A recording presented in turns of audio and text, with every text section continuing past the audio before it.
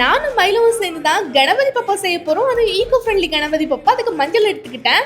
அட இவ்ளோ மஞ்சள் எப்படி பத்தும்? அட ஆமால, பட் அதுக்குமே எங்கிட்ட ஐடியா இருக்கு. இந்த மஞ்சள் சேர்த்துட்டு இது கூட கொஞ்சம் நிறைய மாவு ஆட் பண்ணீங்கன்னா உங்களுக்கு நிறைய மஞ்சள் வந்து தேவைப்படாது. இப்ப தண்ணி ஊற்றி இந்த மாதிரி கட்டியானதுக்கு அப்புறம் நீங்க கணபதி செய்ய ஆரம்பிக்கலாம்.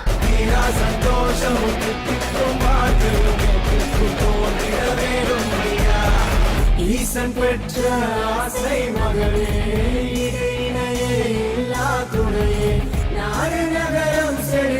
கண்ணுக்கு பாத்தீங்கன்னா நல்ல மிளகு, கொம்புக்கு பாத்தீங்கன்னா அரிசி தான் யூஸ் பண்ணிருக்கேன். இப்போ நம்ம கியூட்டான கணபதி பப்பா ரெடி ஆயிட்டாரு.